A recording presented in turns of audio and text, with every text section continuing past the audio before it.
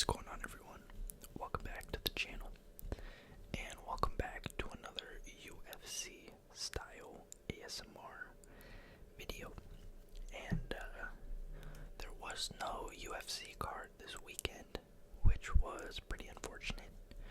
You know, it's always kind of sad when you have to wait a whole 2 weeks for the next UFC card, and the next fight night is pretty mid. I think the main event is Derek Lewis versus some up-and-coming heavyweight. So it's not the best fight night. I'm not going to do a prediction video, but I will do a little reaction video. But definitely the next pay-per-view card, which is Dustin Poirier versus Max Holloway. I'll be doing a prediction, breakdown, and then reaction video for that as well. So I'm just trying to keep the UFC content going, trying to come up with some new ideas, you feel me? And, you know, I've said this in every other ASMR video, but I am just getting back into the UFC. So my UFC knowledge is a little rusty, I would say, but I've been trying to, you know, do some research, see what I've missed over the past year and a half, and really just kind of get back into it. But in this video, I'm going to turn off the webcam in a little bit, and I'm going to share my screen, and we're going to go through the UFC records, so single fight records, and as well as career records, and yeah, so some of them happened pretty recently, a lot of them happened a while ago, but we're just going to go through it, whisper it a little bit, and yeah, I hope you guys enjoy. So if you have any suggestions about what UFC videos I should do next, let me know, and I will consider it. I still want to do my top 10 MMA GOATs, but like I said, I have to do some research for that, so that is what we will be doing in this video. I also have a little bit of alcohol that I will be drinking. I actually quit smoking weed a good 2-3 months ago, and so, you know, every once in a while, every couple nights, it's good to get a little sauced. Alright, so I just got back from the gym. Me and my friend, we just hit legs, so that wasn't fun. And but yeah, I'm gonna take some shots of Tito's, and we're gonna whisper through UFC records. So I hope you guys enjoyed the video. Alright guys, so you can see my screen now, I would hope. And let's go through these. Let's go through this record book right here. So they have fight records for an individual round, they have for an event, and they have for careers. I don't know what this is, round combination. I'm not sure what that exactly is, but we're going to be going through some fight records to start it off. Alright, some fight records to start it off. So the first fight record is the fastest finish, which is also the fastest KO or TKO. This happened back, I thought it was 2018, but it was 2019. And I was kind of a little bit into the UFC back then, but I didn't know much about it, to be honest. But yeah, this is an iconic moment in UFC history, really.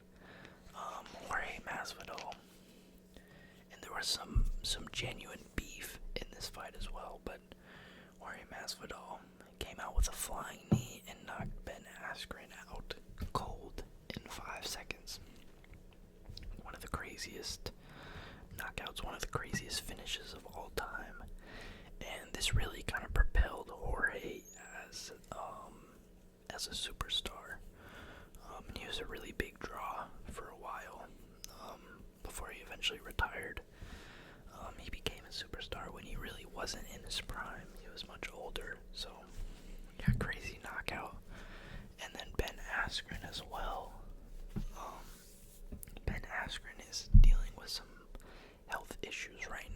guess he had a double lung transplant.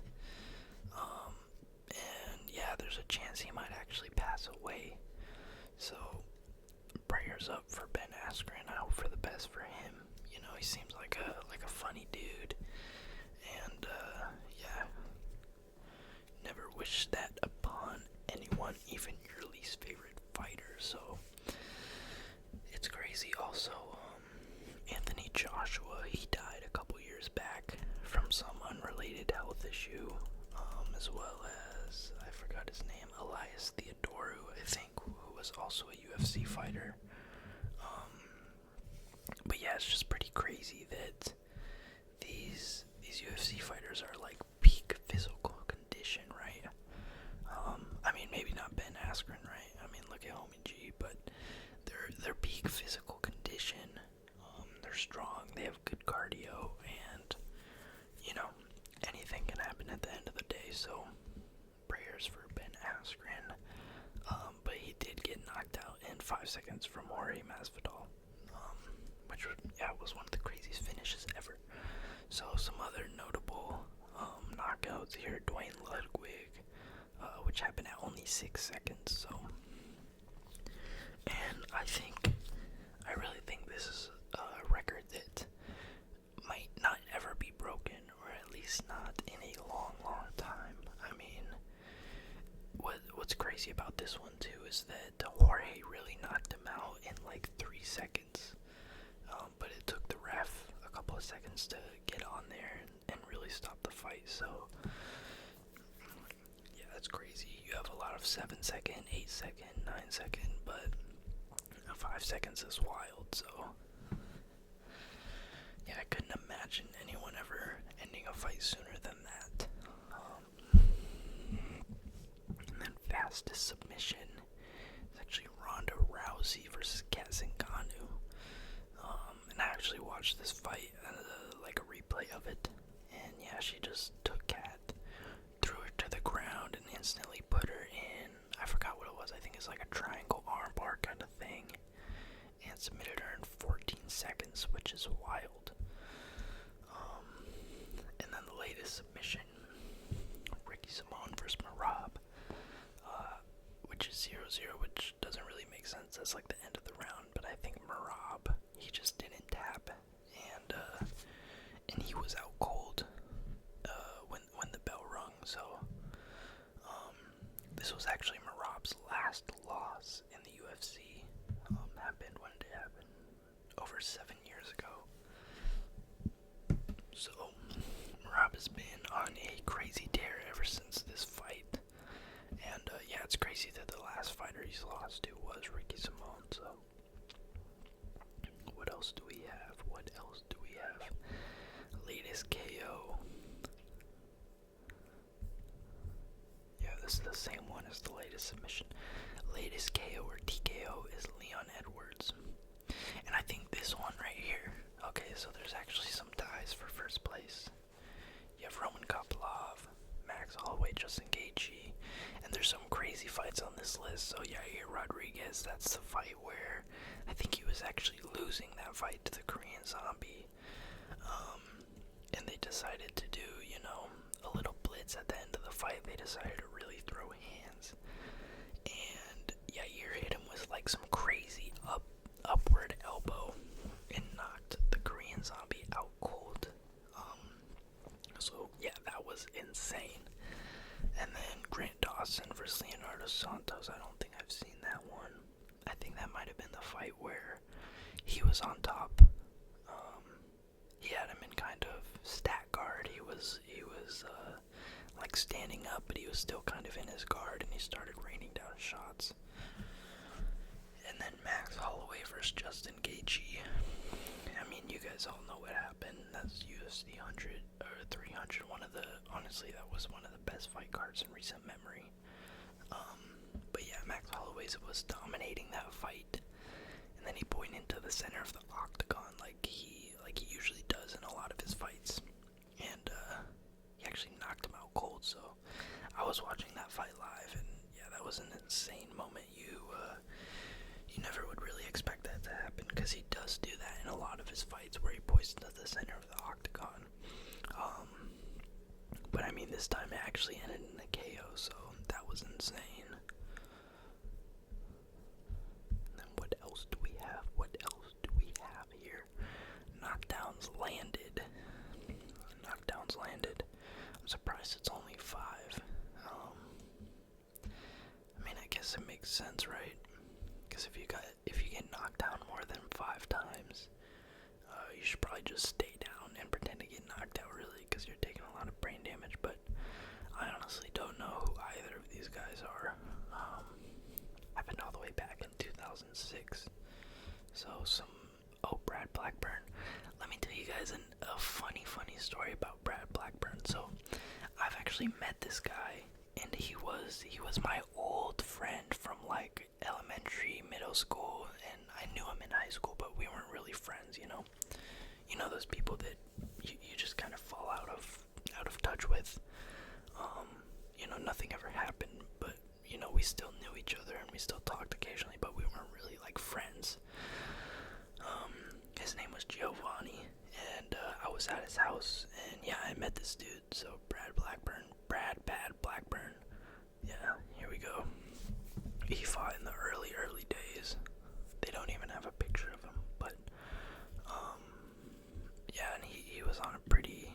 He wasn't winning much in the UFC, but it's pretty crazy. I know he met Anderson Silva and stuff like that. So yeah, that was all the way back in like 2015, maybe 2016. I was really young back then. I think I was in like 6th grade. But yeah, I was spending the night at homie's house. He took us to our basketball game.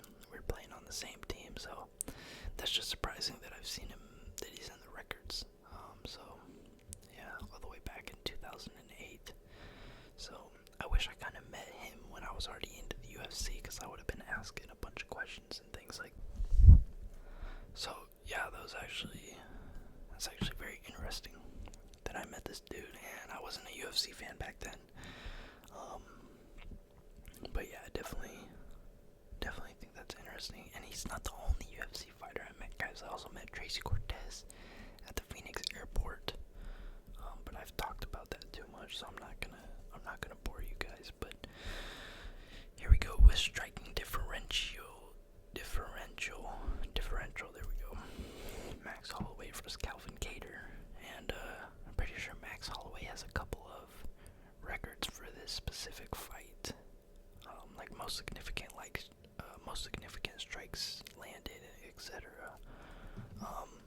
But yeah, this was a crazy fight. Max Holloway was, it's like he was going Super Saiyan during this fight, and yeah, so he also has a second record, and then Sean O'Malley versus Chris Moutinho, which was just sad to watch, honestly. Nate Diaz, Joanna Jędrzejczyk, O'Malley versus Marlon Vera, their most recent fight. So yeah, that's crazy. All these guys were putting a beating on their opponents, and that's for damn sure. So largest comeback finish. So I think, yeah, striking deficit. This means they were. So Derek Lewis was down by 82 strikes. He was getting knocked up. Whoa, pause. He was getting pieced up. He was getting touched up by Alexander Volkanovski, and he came back and knocked him out. And I forgot which round it was. I think it was in the 5th round. But that's what makes Derek Lewis so dangerous. Is he's really not an elite level fighter, but he can always. He's always dangerous, and he can always knock you out. So he's actually fighting in the next fight night card. So I like him because he's active, right? Well, somewhat active. I guess maybe not as much so nowadays, but yeah, he can always win against anyone, kinda. But he can also lose, and he loses pretty frequently. But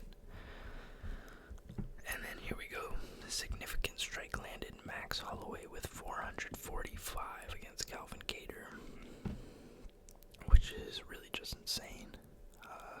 And the next closest one is himself, and then before that is 271. So it might be a while before this fight record gets broken. Yeah, 445, and like I said, in this fight, Max Holloway was it's like he was like possessed or something like that. Like everything was flowing, and you know, Calvin Kattar's not the most impressive opponent, I guess, but so to pull off this kind of performance against anyone at this high of a level is very, very impressive.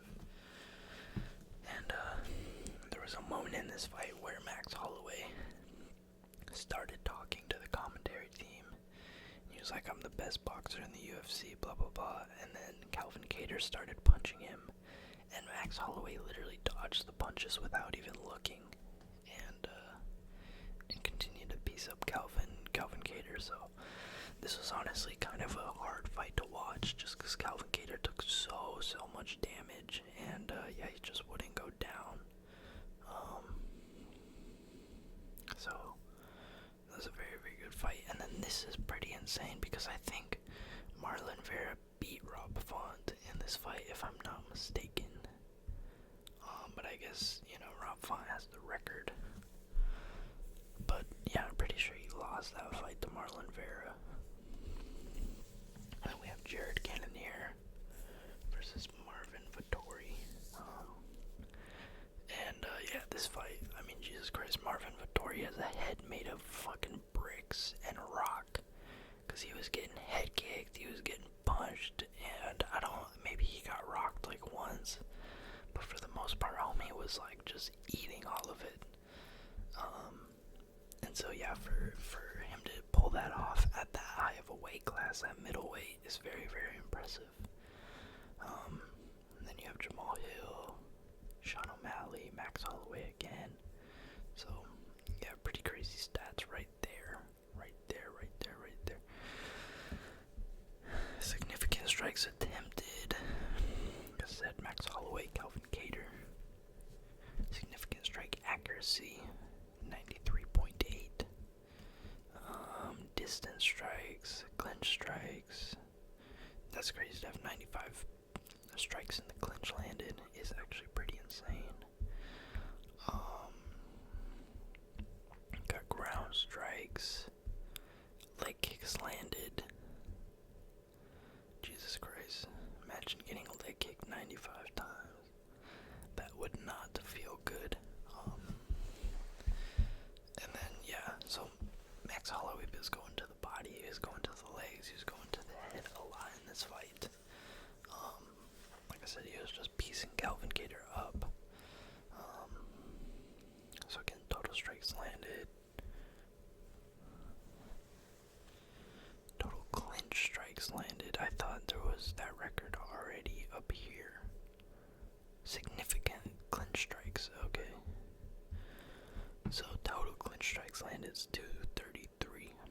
I don't know any of these fighters. A lot of these fighters I don't know. I know Cain Velasquez, of course, but oh my gosh, this is hilarious. 190. I think this was the fight where Kamaru Usman was like toe stomping Jorge Masvidal. He just had him up against the cage, and he was just toe stomp. So that's pretty funny if those strikes counted towards the record.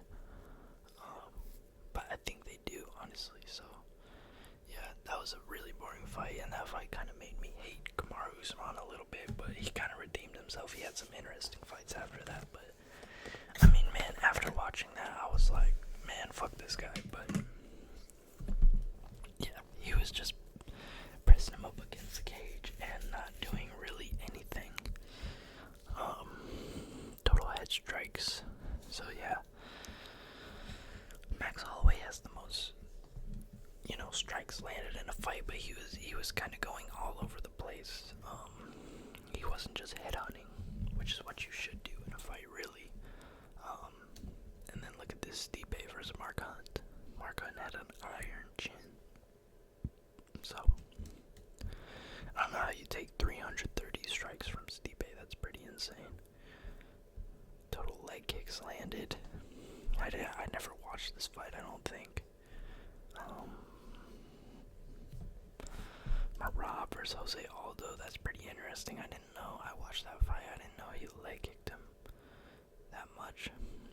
Maybe it was like knees to the leg against the clinch or something like that. most takedowns landed in a fight is Khabib versus Abel Trujillo. He landed 21. Homie was just on his grind during that time. Takedowns attempted. We have Merab against Peter Yan with 49. And I think, this was a main event. So that's 10 takedown attempts per round, pretty much, which is kind of insane. And I thought Peter Yan was actually going to win this fight. But, like I've said in my previous videos, Merab is just such an animal, and he just has that cardio. And Peter Yan is kind of a fighter where he kind of has to analyze things, and he sort of downloads data, so it makes adjustments in the fight and things like that. So I think Merab kind of just overwhelmed him, and Peter Yan just couldn't do anything about that pace.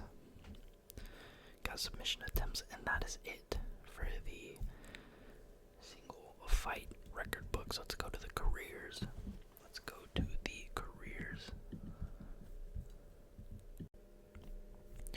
So we are going to be looking at the career fight records, and I'm going to be taking a shot real quick.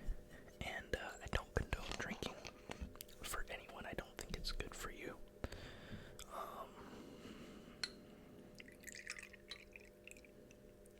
You could definitely get hooked and become an alcoholic, right? Which I don't believe I am.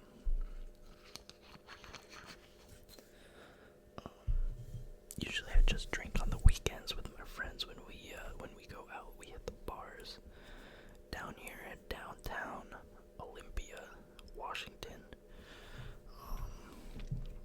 and stuff like that. And that's pretty fun when you're around people, but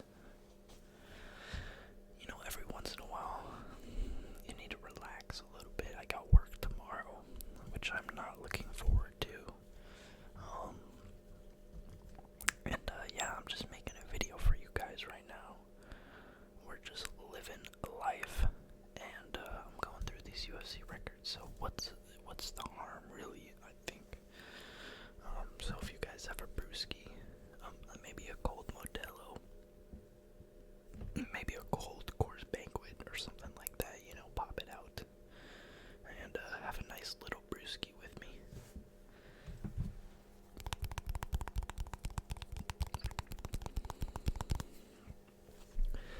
So these UFC videos have been doing pretty good on my channel. Not even views wise. Especially the first couple of videos didn't get a crazy amount of views, but I can tell from the watch time and the comments that you guys are very engaged. And compared to all my videos, you guys are actually watching, so I'm enjoying making them, because I am pretty into the UFC, and I do love ASMR, so what's a better combination, really, you know what I mean? But it's pretty interesting because I don't know if you guys know who Lucas Tracy MMA is, but he talked about UFC ASMR at one point, and he was just shitting on it and talking about how it's like, yay, and how it's stupid and all that stuff. But I think those who understand it. Not a whole lot of people get ASMR. I don't know if you guys get the tingles, but I've gotten the tingles my entire life, and I've been watching ASMR to fall asleep since I was like 12, 13 years old or something like that. And when I found it, I was like, what? Like, I didn't even know. I was shocked that it was actually like a real thing, and that's before it kind of got mainstream and stuff like that. So I'm gonna quit yammering, and I'm gonna take this shot of Tito's.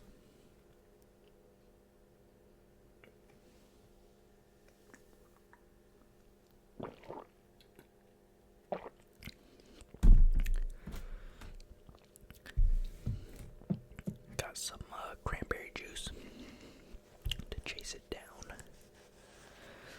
And let's get into these career fight records. These UFC. And these are the straight old heads. It's pretty funny how you don't see a whole lot of top level fighters. I mean, I guess you do. John Jones, Dustin Poirier, Max Holloway. But like the number one is Andre Arlovski, Donald Cerrone, Clay Guida, who never really got to the top. Maybe they were ranked at one point, but they were never top 10 in title contention or anything like that. So these are the people who just have, longevity in their career. But I mean, 46 fights for Jim Miller is insane, really. Not the best record, right? He was 27-19, so.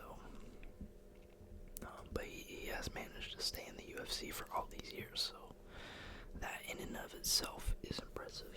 And then, like I said, in total wins, you have Charles Oliveira, Donald Cerrone, Damian Maia, who was a big name back in the day, John Jones, Dustin Poirier, Max Holloway, Neil Magny, which is hilarious. Everyone hates Neil Magny, really, but so yeah, 46 and 27, both held by Jim Miller. And I don't know if these are going to get beaten anytime soon, really, because he fought in the older generations, and to really to get to the top nowadays and to fight this many fights, you just have to be fighting against much more stiff competition, and you're likely to take a lot more damage, right? And a lot of guys, they'll try to make their way to the top, and they'll stick around for a little bit, and then they'll retire. They're not just gonna fight, keep fighting people under the rankings and stuff like that. Usually guys in the UFC now, they try to make it to the top, and if they can't do that, then they kind of fizzle out. And if they can't do that, then they stay around at the top for a while, but not for 46 fights, not anywhere near that. So yeah, most finishes in UFC history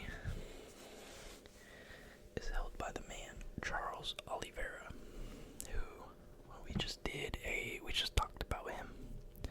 He's a very big fan favorite. A lot of people in the comments were really, really sad and upset that he got knocked out the way he did, which is unfortunate. I do like his fight style. He's a very good dude, very entertaining, right? He gets a lot of submissions, he gets a lot of knockouts, and it's interesting because he's been in the UFC for a long time, but he had a really big resurgence during the 2020s. He went on a win streak, got to the title, defended the title a couple of times, and then he was taken out by Islam, Arman, and Ilya, so, those top level fighters. But Charles will always be a legend, and he'll always be one of the most entertaining fighters that ever fought in the UFC. So other notable names here are Jim Miller, once again, Donald Cerrone, Matt Brown, Dustin Poirier, Derek Lewis, Anderson Silva, Vicente Luque, Frank Mir, Max Holloway. So very interesting. I wonder how, like I said, a lot of fighters nowadays, they're not going to fight this much because the competition is much more stiff. So we'll see in 10-20 years how these records kind of look, but I think they'll mostly stay the same, really. Because, UFC and MMA in general, compared to other sports, is a little different, where you kind of have your rise, and you kind of have your grind to the top, and then once it's done, but you're not really just going to float around, and it's not like MLB or NBA where you're playing like seasons and stuff like that. Like, you're actually taking damage and taking years off your life. So most KO wins, Derek Lewis with 15. Let's see if he can do it again this weekend at Fight Night. I forgot who's he fighting. Let's see actually. He's fighting something Teixeira I've never seen. Can I click on the fight card? I can't. Maybe I can I'll go to events after, but he's fighting this weekend, so hopefully he can make it 16, because I do like Derek Lewis. He's a funny guy, and if he does get to finish in a fight, you know it's going to be entertaining, you know it's going to be fireworks. So yeah, I don't know his opponent very much at all, but I hope D. Lewis can get it done. Other notable names: Matt Brown, Oldhead, Anderson Silva, Anthony Johnson. We just talked about him. He tragically passed away a couple years ago, which is very, very sad. Like I said, anything can happen in life. Gotta hold your loved ones, appreciate every day that you have, do everything that you can, because you never know when is your last day. You feel me? So, Dustin Poirier, Max Holloway, it's a lot of the same guys appearing in these records. Submission wins: Charles Oliveira, Jim Miller, Damian Miles, Gerald Meerschaert. That's pretty funny, actually. Is this guy still fighting in the UFC? I think he is, but he's one of those fighters, actually, who does just hang around at the bottom, and he's unranked. He does just enough to stay in the UFC, but if he's fighting against anyone top tier, he's taking an L, but he's actually gotten some decent wins. Bruno Silva, Christoph Chocro, Dustin Stoltzfus. So yeah, he still hangs in there, but he's never gonna get over the hump. But I don't even think he cares about that. And another thing with these kind of fighters like Gerald Meerschaert, Brad Tavares, is they're kind of gatekeepers. They're kind of just thrown to people that the UFC wants to see rise to the top. So it's just kind of a setup win for them to get into the rankings, I guess. But yeah, decision wins. Brad Tavares, he's been around for a while too. He's been around for a long time.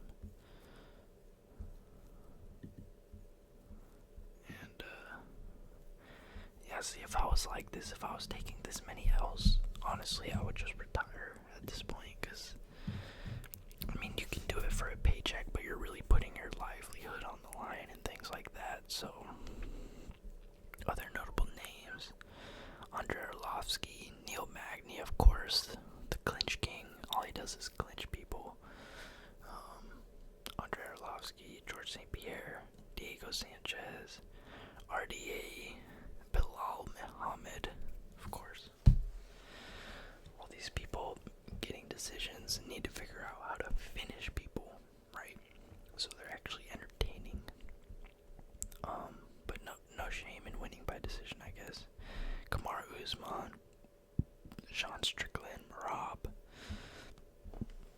There are a lot of decisions that are very entertaining, but if you don't have like that finishing threat, and you're not dangerous, then it's very easy for opponents to kind of walk through you a little bit, and I guess kind of not really care about what's getting thrown at them, right? Because they know you're not dangerous. So, longest win streak in the UFC is Anderson Silva at 16, and Islam Makhachev is right there at 15. So if he wins his next fight, he'll tie Anderson Silva for the longest win streak in UFC history. Kamaru Usman was there at 15 before he got head kicked by Leon Edwards. So hopefully Islam can get over the hump, and I think if Islam beats JDM, he's right there in that GOAT conversation. So yeah, John Jones. It's interesting. John Jones would be longer, but he lost to Matt Hamill. So title fight win. John Jones, boo. I know someone commented on one of my videos that where's all the John Jones hate coming from? And I just don't like the guy, honestly. I think he's kind of a shitty human being. And as far as the octagon goes, he is a great fighter. I can't deny that. He's fought 3 generations of fighters. his resume is goated. I really don't. I mean, his fights versus Thiago Santos, Dominic Reyes, he got a title defense against Anthony Smith, which all those names aren't very impressive. And he almost lost to Thiago Santos, and he definitely arguably lost to Dominic Reyes.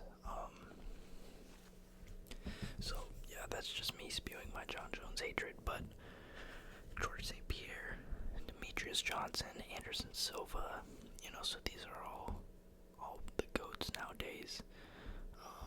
Israel Adesanya, and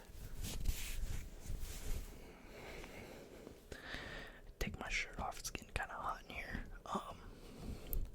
But it's very, very hard to amass this amount of title wins nowadays because, like I said before, the competition is much stiffer, and a lot of fighters feel like if they get to the top and they get a couple title defenses against big names and they prove what they need to prove, they're like, what am I sticking around for, kind of thing.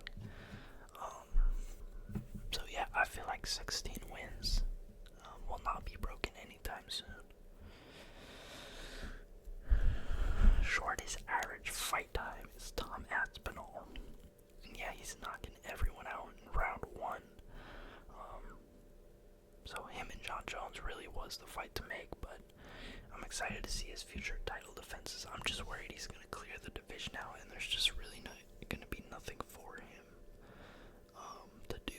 But yeah, very unfortunate situation for him, having to wait for the undisputed belt for like years, and then he just gets it out of nowhere.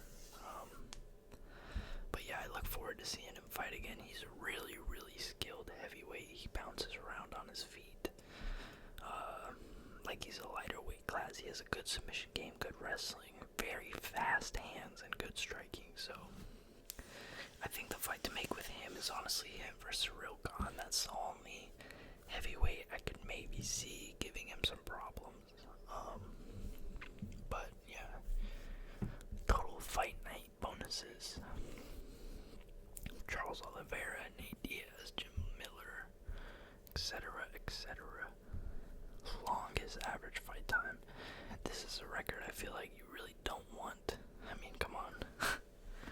That just means you're going to decisions, but I mean, they do have some really good fighters on here. Valentina, Joanna Jędrzejczyk, Demetrius Johnson, etc., etc. Total fight time is RDA at number 1. So that's interesting. He doesn't have the longest average fight time on here. He doesn't have, I don't think he's in the list for most fights. Oh yeah, he is. Okay, never mind. Yeah, 36 total fights, so he's fought a lot, and he's really stayed relevant. I don't know if he's retired or what. Let's look at his. Okay.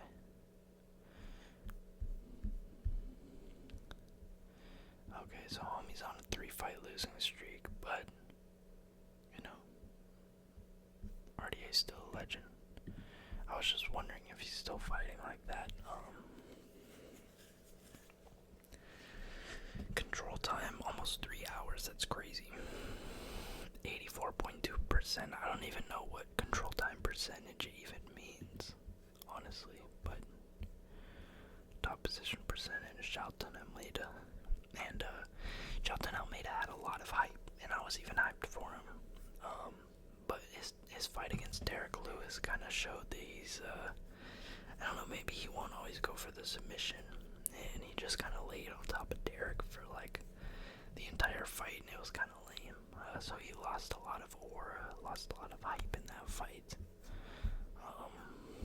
But he did just beat Spivak, so I think he's another title defense that Tom Aspinall can put on his record. So knockdowns landed, 20 knockdowns landed, 18 Anderson Silva. Significant strike accuracy, that's actually pretty crazy from Alistair Overeem, 74.3%. So I don't know if that means how many total strikes end up being significant strikes or how many strikes thrown end up being significant strikes, but 75% is crazy. But it makes sense that it's a heavyweight, right? Because they're not as, they don't have as much output as the lighter weight classes, so. And then you have Anthony Hernandez, Alex Pereira, who's a goated kickboxer. Significant strike landed. Max Holloway, that makes a lot of sense. He's a very big volume striker. Sean Strickland, most of these are probably just jabs and teeps that do no damage. Angela Hill, Bobby Green, RDA, Frankie Edgar. Significant strikes per minute. Now this is a very interesting record actually, held by Joshua Van, who's very young, 23 years old. So that just shows you the kind of output he has. And I've said this before, I think he's a great fighter. I think he is a future champion. But I just don't think he has the power to hurt Pantoja and win the title. But he's a really, really good, crisp striker. And I mean, this stat shows how much output he has per fight, really. So yeah, Tom Aspinall. Damn, it's crazy Tom Aspinall is in there too as a heavyweight. But I mean, he probably gets those strikes landed and then it's over. He knocks him out, but strikes absorbed per minute. Strikes absorbed per minute. Jonathan Almeida's very low. I don't know who the fuck this is. Let's see who John Madsen has fought. His last fight was all the way back in 2011, so. Yeah, it's funny that you have some, like, low-name fighters who you've never heard about holding some of the records. Takedowns landed. 97 by Merab. Which makes sense, and he's gonna, because all of these guys below him are retired. George, Gleison Tebow, Clay Guida, DJ, Frankie Edgar, Colby Covington, these guys aren't ever coming close. So, yeah, that's a record that might not ever be broken. I'm surprised Khabib's not on this list. But I don't think Khabib's fought enough. Takedown accuracy, Nordine Taleb. I think I've heard of this guy, but I've never seen him fight. Submission attempts, Jim Miller once again, and that'll do it for all these records. So I hope you guys enjoyed the video.